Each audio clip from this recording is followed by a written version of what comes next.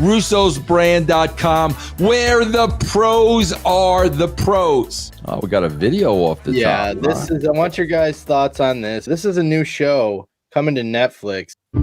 7 days a week, 365 days a year. We're going to lift the curtain. What is the story of 2025? I won't put a rocket on your... Everybody's good. He's battling.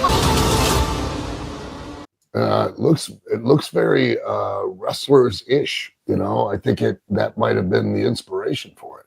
Seems almost exactly like it. Now, that's on first blush. I really don't know, but it really seems like... Well, Al, I think the big difference is, and this is, I think, what we want you to address, they're going in the writer's room. I mean, we didn't see that on Wrestlers. I mean, they're going in the writer's room. To a degree we did, but yeah, I mean, we can. You know, I'm Jeff. I'm trying to defend Wrestlers, and he's freaking. I'm trying to defend his own show, and he's freaking arguing with me. Like, yeah. Bro, let me tell you what Wrestlers was really about, because maybe you don't even know. Okay? I don't. Apparently, as a television viewer, yeah. Okay, what grabbed us about Wrestlers were the real lives of the personalities. Not that we went in the writer's room, right. Al, and you said that you were gonna put a rocket on Haley J's back. I agree. We were drawn to the real people on the show. That was the appeal. And I think that was, and we've talked about this in the past, I think that was the brilliance of Greg Whiteley. You know, directing it towards that vein and less away from, and pulled the curtain back, but we only pulled it back so far because again,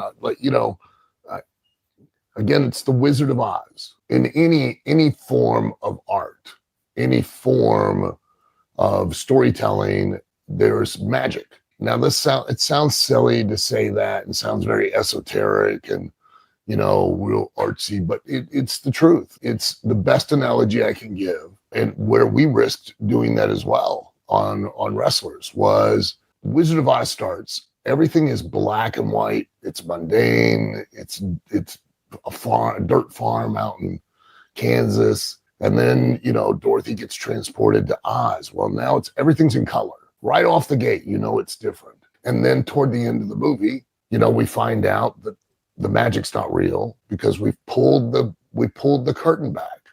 And we found out it was just an old man back there pushing buttons, turning knobs, pulling chains. We pulled back the curtain so far that we saw how the magic was done. And the magic now goes away. And I think there is a place where you can pull the curtain back. And, you know, and some people are going to say I'm being hypocritical. But I've always felt that even with Tough Enough, that there was a place, that there was enough that you could pull the curtain back to increase a level of respect, appreciation, and intrigue without taking the magic away. But you've always got to walk that line that you don't pull it so far back that it goes back to black and white and goes back to mundane. And we talked about this recently in the fact that I think that these days, that sort of show or a product appeals to a certain audience.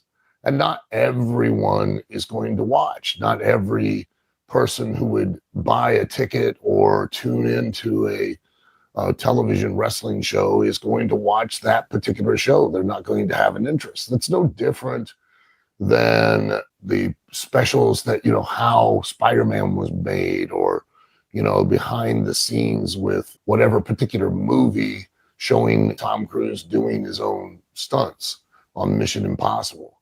It doesn't, for a certain portion of the audience, it doesn't delete the entertainment or the enjoyment of it. It enhances it. But there's a lot, like I go watch movies, you know, I'll go watch Mission Impossible, but I don't need to watch the behind the scenes with Tom Cruise putting himself over for basically taking a job away from a stunt guy by doing it himself. I mean, Al, I want to ask you a quick question. I don't want to interrupt you, but I'm asking you a question on this because I want to know your opinion on this. Yeah. I'm talking about a casual fan now, casual television viewer, casual movie viewer. Like John, I'm going to use like the John Wick franchise. Okay, I'm going to use that as an example. When I'm watching John Wick and they have these great fight scenes and they're going up and down the stairs and stuff, like it'll register in my mind for a second. Man, how are they doing that? But I got to be honest with you. I've got no interest to really know how they're doing that. I want to enjoy the movie. For the casual viewer, do you think the majority of them don't want to know and just want to enjoy the movie? What percentage of you think, oh man, I got to know how they did this? Yeah, I think that's a small percentage of the I got to know. And I think the largest percentage is I don't care. Yeah. Like if I enjoy it, I enjoy it. And I don't need to see. That's like, I don't know what your opinion about this is, but like, you go to a certain restaurant and you really enjoy how the food. I don't need to see how it's made. I just enjoy it. Right. I don't care.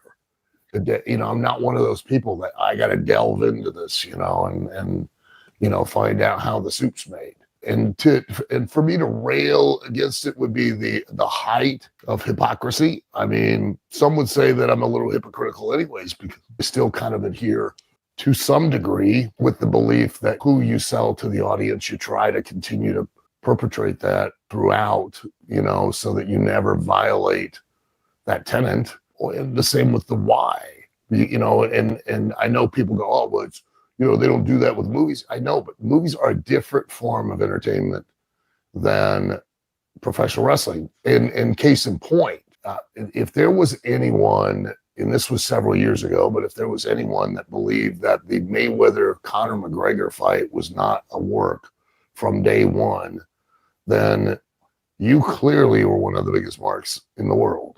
And the outrage, the uproar that the internet had when both of them were on the same jet at the same time, because it violated what they had been sold. That there was this enmity between the two of them. That was what was the motivating factor for wanting to buy a ticket. And that heat. Everybody, oh, they killed kayfabe. Oh, they went nuts. Well, you can't have it both ways, guys. But we deal with it all the time. We've talked about this in regards to the Game of Thrones scene. They violated kayfabe. Game of Thrones violated kayfabe by leaving a Starbucks coffee cup in the scene. And there was outrage because it took people, the audience, the casual viewer, out of that whole show. You know what's confusing to me? Here's what's confusing to me. Like, you have to make up your mind. Like, what is it going to be? That's the confusing part. I'll tell you why, Al. I'm going to give you a perfect example. Bro, they did this outdoor pre-WrestleMania show where they had like literally thousands of people, and Michael Cole was there and McAfee was there, and they're bringing on the wrestlers one by one. Okay. Yeah. Rhea Ripley comes on. Al, dressed like the girl next door, no makeup whatsoever. Like literally, if you would have put a picture of that Rhea Ripley next to a picture of her character, you had to look for a second to realize it was the same person. Totally Ivory Snow girl next door, and she comes out there in front of thousands and thousands of people the night before WrestleMania. Fast forward to WrestleMania. Bro, they're in the back, and there are fans. The way they did the seating, fans can look back there. Okay. So, bro, somebody photographs with the phone right after the triple threat match. There's Rhea Ripley and Bianca Belair hugging each other. So now they realize they're being taped, and now they run off because they don't want to be seen hugging each other. I'm like, guys, that's what confuses me. What is it? One day we're kayfabe, one day we're not kayfabe. Is it all how we feel when we wake up in the morning? Bro, like pick a lane and go down that lane.